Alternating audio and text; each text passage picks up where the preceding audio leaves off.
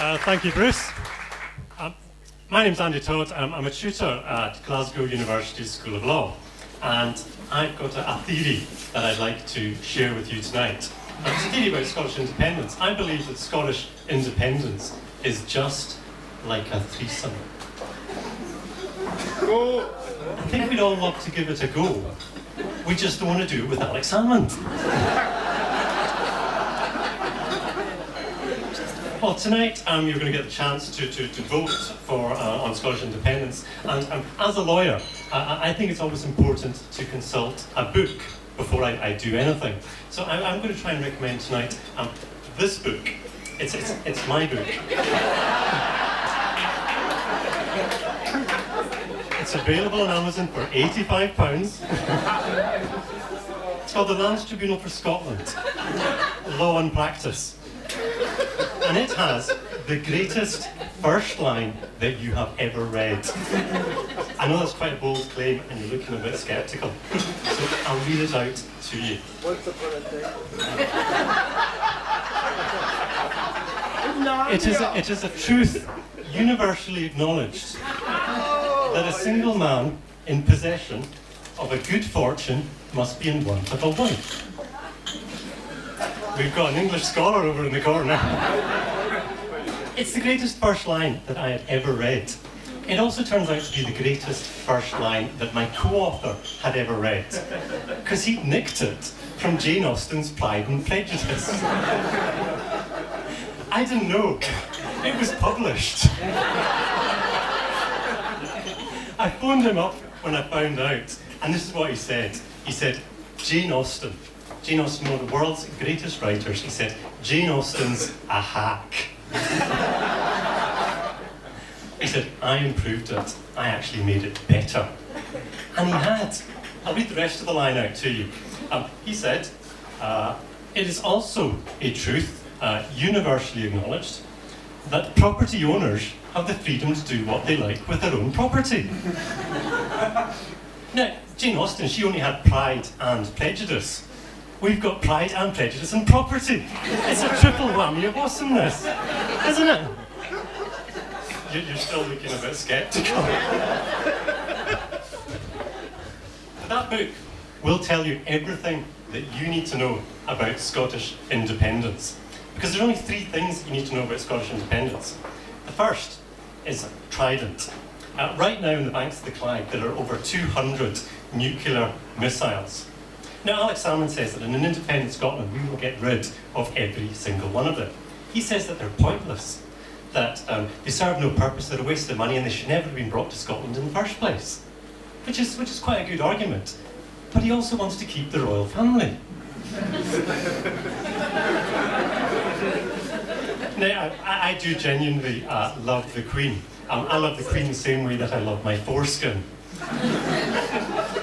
It's always been there. It serves no useful purpose. It's getting a bit wrinkly. And I think it deserves a chop. Alex Salmond, however, wants to keep the Queen. He wants to keep the Queen and he wants to get rid of Trident. Now, I think he wants to keep the Queen because, do you remember a couple of years ago we had the slogan, the best wee small country in the world? Remember that, the best wee small country in the world?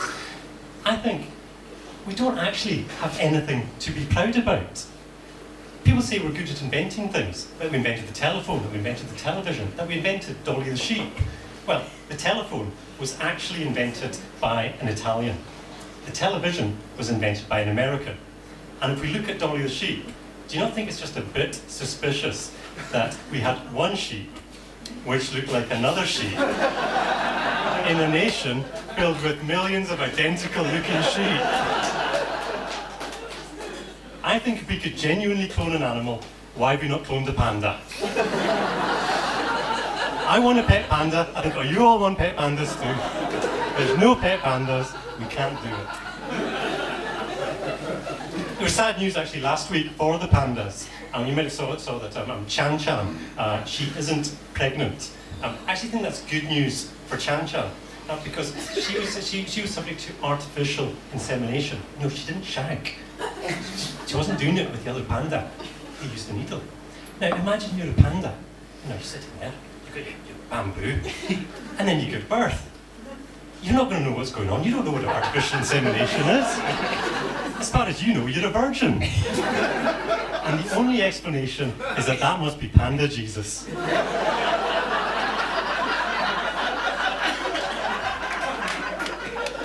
So if we're not good at inventing things, what are we good at? What can be the best small country in the world? Well, they said at the time it was because we're such a friendly people, we're such a good people. Well, that's not actually true either. Not if you happen to be either English or gay. 1967, England decriminalised homosexuality. When did Scotland do it? 1982. It took us another 15 years. The only good thing we can say about that was that it was 2 years faster than Northern Ireland. So our new slogan could be, Scotland, we're less bigoted than Northern Ireland. And Snow Patrol is ours. I'll tell you what we're genuinely good at. This is something we never talk about. We're genuinely good at. 1726, a banker in Edinburgh, working for the Royal Bank of Scotland, invented the overdraft. He invented the idea that we could borrow money and buy things that we can't afford. 1972, another banker, also in Edinburgh, also working for the Royal Bank of Scotland, invented the mortgage.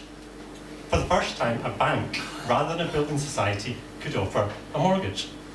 So there you go. Scotland genuinely invented dodgy loans. We invented dodgy mortgages. We invented the credit crunch. And that's why we need Trident. One day, all the other countries in the world are going to figure out the last 5 years are all our fault. And who do you want to defend yourselves? The Queen or 200 nuclear missiles on the banks of the Clyde? I know which one I would pick. And I think we could have a new slogan.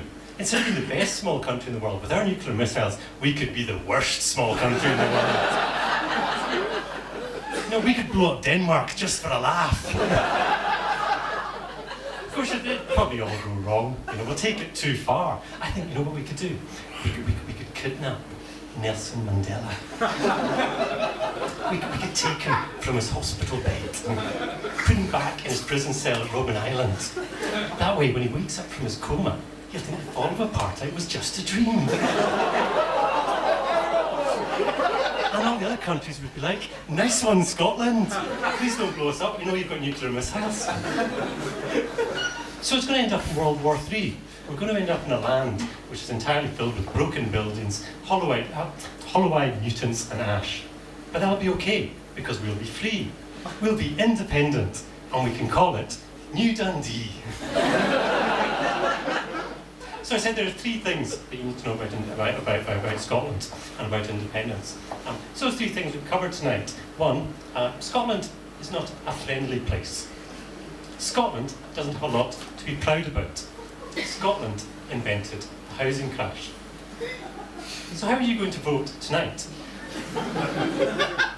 How are you going to vote on the 18th of October?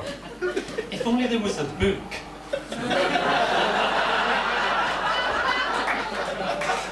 that could teach you about pride, about prejudice, and property.